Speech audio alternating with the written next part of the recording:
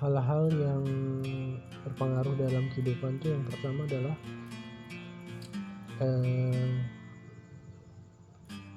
kecerdasan, kedua skill, dan hobi. Jadi ketika semua itu bergabung, itu bisa melengkapi kehidupan.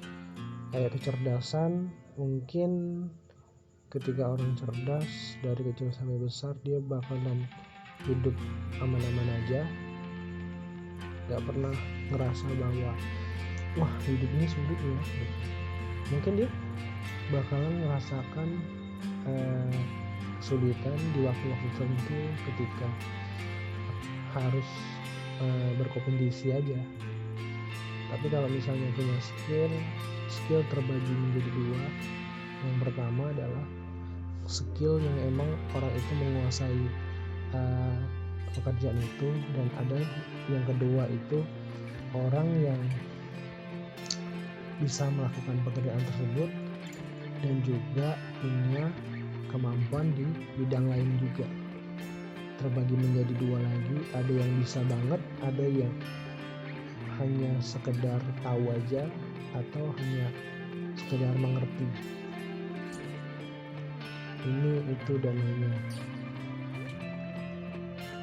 Dan kalau hobi misalnya punya hobi mengerjakan membuat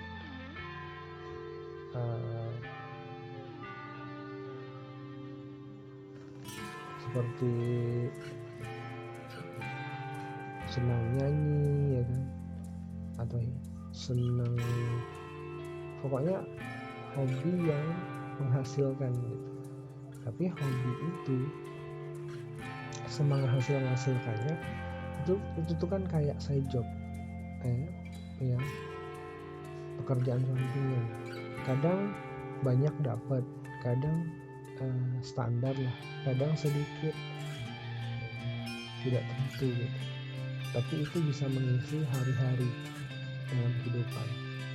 Pertanyaan terbesarnya adalah kepada diriku sendiri.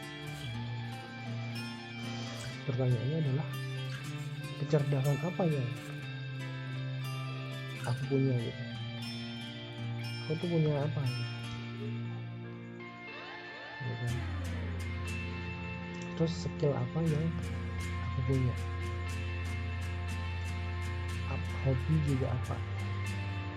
Terlepas dari apapun karakter dan kepribadian orang, sebenarnya adalah kenapa aku bahas tentang hal ini, tentang beberapa hal itu tadi, karena begini, sekarang aku tuh sedang merasa bahwa tapi berpikir bahwa sebenarnya problem dalam kehidupan tuh apa gitu yang sedang aku jalani gitu. Berada di titik dimana pekerjaan ada, ya kan? Tempat tinggal ada, kendaraan ada, mobilitas ada gitu. Apapun ada gitu. Nah, pertanyaan adalah apa nih gitu, problemnya apa gitu, masalahnya apa gitu. Kok tetap gini-gini aja gitu. Kalau dilihat dari pendapatan, dilihat dari hal-hal yang sudah dicapai, masih dalam proses gitu, kayak tagihan, kreditan, itu pasti bakal selalu ada seiring berjalan waktu. Tapi memang sebenarnya setiap orang memiliki problemnya masing-masing, dan aku cukup bisa menyimpulkan bahwa problemku adalah berusaha selalu mencari cara berpikir bahwa apa nih hobi yang bakal aku jalani, atau hal yang aku tertarik gitu untuk menjalani, supaya aku ada bisnis ataupun penghasilan yang tidak terluka. Banyak sih sebenarnya caranya, tergantung bagaimana caranya kita mengatur strateginya. Cuma memang di situasi yang sekarang kayaknya rame ataupun sepinya situasi itu kembali kepada diri kita masing-masing. Kalau kita emang senang fighting, mungkin kita bakalan pindah dari kota satu ke kota lain buat cari pekerjaan gitu. Tapi sayangnya aku bukan orang yang punya energi lebih. Mungkin di waktu muda terlalu kurang referensi gitu untuk bisa kemana-mana gitu, untuk mencari pengalaman pekerjaan gitu. Mungkin kayaknya tidak ada yang mengarahkan ke sana. Tapi ada teman-temanku yang punya mental yang kuat, punya visi yang kuat. Mereka bisa merantau jauh gitu. Walaupun pada akhirnya mereka pulang. Ternyata karena situasinya seperti ini.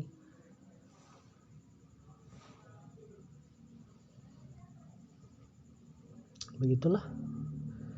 Tapi sekarang yang aku pikirkan adalah bagaimana caranya menyelesaikan problem yang tidak pernah kita sadarin gitu. Yang aku rasakan sekarang adalah kehidupan yang monoton. Ya itu seperti kayak rutinitas yang membosankan. Kalau ditanya apa hobiku gitu, paling nonton film katanya. Padahal sebenarnya sih lebih ke sekedar apa ya, penikmat film. Sekarang lagi coba-coba buat konten YouTube ngebahas film, tapi kayaknya nggak niat-niat banget. Cuma masih tetap dilakonin gitu, masih tetap dijalanin. Ini kan udah berjalan dari 2019. Gue pernah dengar atau nonton juga selebgram yang bisa hidup walaupun gak ngapa-ngapain gitu. Tapi ternyata memang apa ya, kalau kita nekat pasti berhasil gitu. Apapun caranya dilakonin gitu, dilakukan. Aku ambil salah satu contoh, Keanu AGL. Jadi di awalnya tuh kan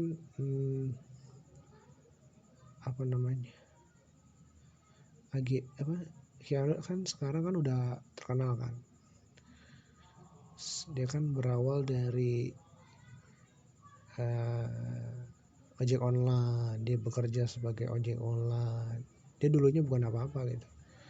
Dia cerita sendiri kan. Terus juga penjaga kantin gitu kan. Terus dia resah juga dengan kehidupannya. Sama sepertiku. Resah dengan kehidupanku yang kayak gini aja.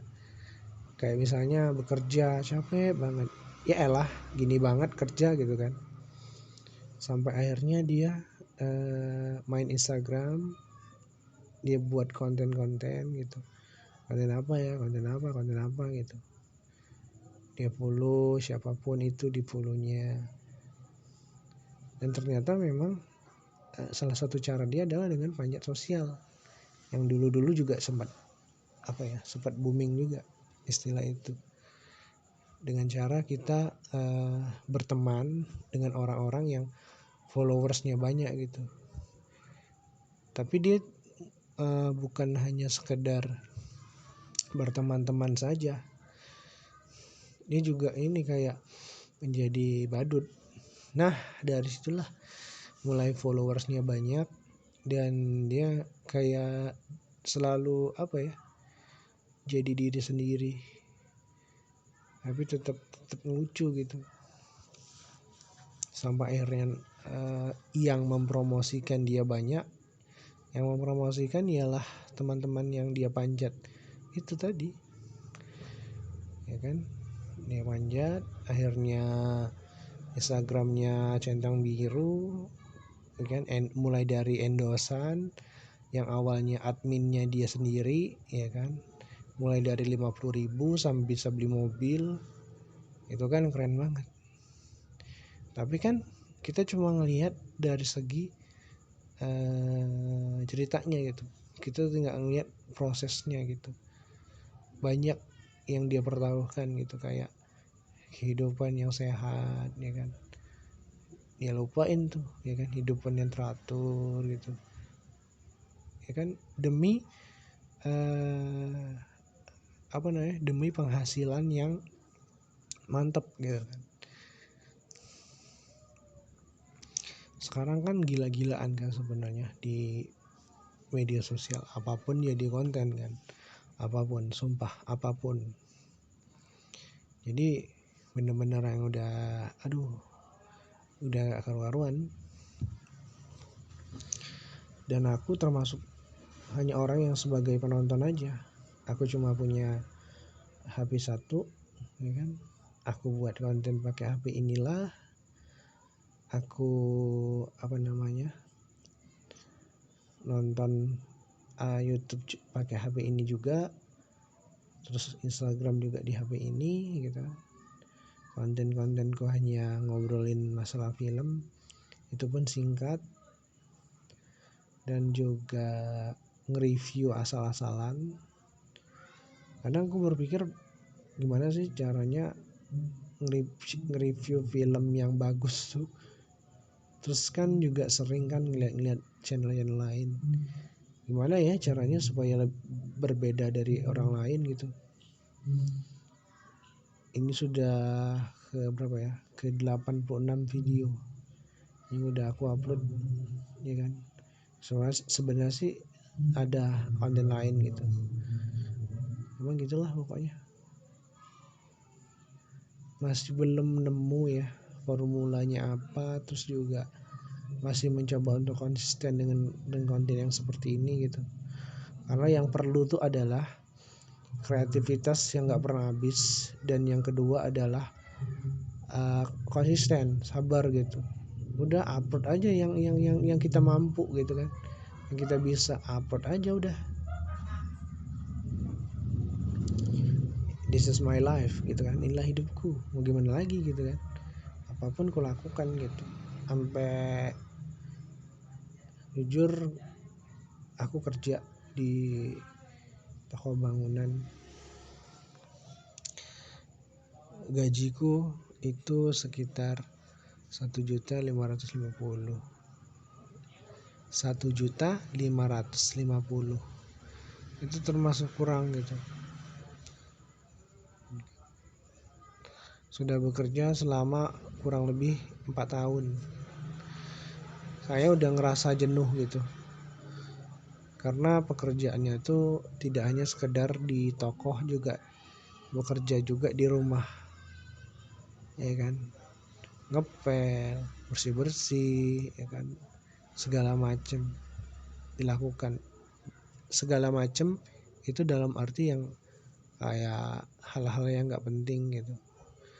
Kayak bersihin sawang ya kan, sawang laba-laba, terus juga menanam bunga ya, kayak tukang kebun lah ya. Karena faktor pandemi juga, karena sepi, bos juga bingung mau nyuruh apa kan, ya udah kerjain yang ada aja, yang terlintas di pikirannya aja. Terus ngerasa kayak aduh ya ampun capek gitu. Sebenarnya nggak apa-apa gitu, ya udah namanya gue kerja gitu kan. Selama itu menghasilkan ya nggak apa-apa sebenarnya. Tapi yang namanya manusia tuh kan harus ada yang namanya penyembuhan kan, harus bisa ada pengalihan gitu kan. Ya udah, paling pengalihannya itu nonton YouTube ya kan, lihat Instagram, ketemuan sama temen, ngobrol-ngobrol gitu. Tapi kok kayaknya kurang gitu. Kadang berpikir kayak apanya kalau gue sih rasanya kayaknya emang masih kurang bersyukur gitu. Harusnya udah alhamdulillah banget ya kan. Tapi yang namanya manusia ini nggak pernah cukup gitu. Kayak mikir, wah kayaknya gue belum nih belum berada di titik itu gitu, masih kurang nih gitu, masih belum stabil gitu. Ya makanya dari itu, makanya gue bikin atau gue melakukan segala macam cara. Cuma itu tadi, pernah ada teman yang bilang kayak, lu mah sukanya mainnya di bawah tanah, lu nggak mau nampak, nggak mau kelihatan orang gitu. Maksudnya adalah gue pengen tuh bisnis, cuman nggak yang barbar gitu, yang kayak sales, walaupun pernah juga jadi sales. Harusnya gue ngomong ya kan, segala macem dilakukan. Ya tahu sendiri sih sebenarnya kalau sales itu pressure banget ya kan. Sekalipun kita tembus target, itu masih tetap beban tuh, karena setiap bulannya pasti targetnya naik kan.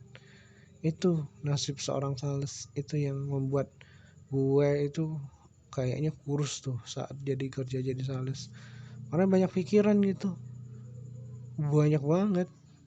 Udah mah kita harus selalu rapi, bersih ya kan, harus selalu siap, wangi ya kan, ini groomingnya mantap lah pokoknya. Terus juga ngomongnya juga teratur, harus bersih pula di tempatnya tuh, di counternya. Terus juga harus membuat laporan. Waduh, nah sialnya adalah pendapatannya kurang, yang belanjanya dikit. Nah itu problemnya, mau gimana lagi ya kan. Akhirnya keluarlah dari pekerjaan tersebut. Sekarang balik lagi di kerjaan yang lama, tanpa kontrak, tanpa apapun. Pokoknya ini namanya juga kerja sama orang ini ya, orang Cina ya gitu. Nah di awal-awal bekerja 2 tahun yang lalu, kalau nggak salah 2 tahun setengah sebelum gue dapat kerjaan jadi sales, itu itu gue punya kebiasaan buruk gitu. Gue suka ngutil, bisa dibilang nyolong lah gitu kan. Jadi gue nyolongnya dikit gitu, kayak baut-baut besi-besi yang udah karatan gitu, aku ambilin 2, 3 gitu-gitu. Kalau pulang kerja aku masukin dalam kotak, aku masukin dalam kaleng gitu, kaleng biskuit sampai penuh gitu. Kadang-kadang belum sampai penuh udah gue jual gitu di tukang rongsokan. Lumayan uangnya buat bensin gitu kan. Ya gue tahu haram gitu, tapi gue yakin, nggak tahu ya, kayaknya nggak gue pakai buat jajan gitu, cuma gue pakai buat isi bensin aja, tapi tetap haram. Ya gue tahu itu salah gitu, tapi mau gimana lagi gitu. Kemarin aja gue usaha gitu, warung sepi ya kan, terus juga jualan peralatan listrik, sama aja sepi juga gitu, karena emang yang beli cuma tetangga-tetangga doang gitu. Sekalipun ada tuh yang jualan peralatan listrik, yang di pinggir jalan pun sepi. Orang yang punya itu PNS, tapi dia jualan kayak ATK, dia jualan kayak makanan-makanan ringan, ataupun dia jualan peralatan listrik dan lain-lain, sama aja sih sepi. Yang belanja paling 1-2 sehari, paling bisa dihitung paling 10 kali ya kan, karena persaingan ketat banget, sepi jadinya. Yang padahal yang punya PNS gitu, mungkin itulah side job dia, hobi dia, sampingannya gitu ya. Gue udah ngejalanin itu gitu, sampingan. Gue awalnya tuh pengen jadi tukang cukur rambut ya kan, tukang cukur rambut, udah beli semprotan lah, alat cukur rambut, tapi gue masih kurang yakin gitu motong rambut orang gitu. Kalau semuanya motong rambut sendiri atau potong rambut saudara itu masih berani gitu, karena nggak ada pressure-nya gitu. Tapi kalau potong rambut orang tuh kayaknya masih ragu gitu. Makanya gue bahas skill gitu. Kalau gue bisa menguasai skill potong rambut dengan cepat, gue rasa gue udah keluar nih dari pekerjaan ini gitu. Setelah kreditan lunas, gue kayaknya buka cukur rambut aja gitu. Gue matangin gitu kan. Gue asah kemampuan itu kan. Akhirnya buka tempat potong rambut yang pro banget gitu. Ya kan? Terus juga ngerekrut karyawan mungkin kan 1-2 buat gantiin. Ya kan? Kalau emang punya skill di situ, makanya gue bahas skill. Kalau hobi kan lama-lama tuh kan bisa memudar gitu kan. Yang awalnya suka K-pop, lama-lama kayak nggak terlalu suka gitu, suka ke lain lagi gitu, gitulah pokoknya. Tapi kalau skill, kalau emang skillnya itu dan dia bisa menguasainya dengan sempurna, mau gaya potongan model apa aja bisa gitu. Sekalipun dia masih kayak kurang alatnya atau peralatannya, dia masih tetap yakin gitu. Masang plang nama, pangkas rambut, dia yakin, ya kan, dengan kemampuan dia gitu. Gue tuh kayaknya tuh masih ragu gitu. Kayaknya gue ngerasanya sih kayaknya kalau potong rambut itu tuh kurang fashion gue gitu. Kayaknya itu tuh bukan gue, fashion gue banget, tapi itu tuh kan kebutuhan ini ya, kebutuhan sehari-hari gitu. Bisa dibilang kebutuhan sehari-hari gitu. Pasti ada aja orang yang setiap hari yang pengen potong rambut gitu. Ya kan? Cuma tergantung sepi sama ramenya aja. Cuma kan pasti ada gitu. Sekalipun gue bisa motong rambut, paling cuma 2 gaya rambut yang gue bisa. Potong 2 cm, ya kan? Potong botak sampai 2 cm, sama ini potong rapi aja gitu. Nggak bisa lebih daripada itu.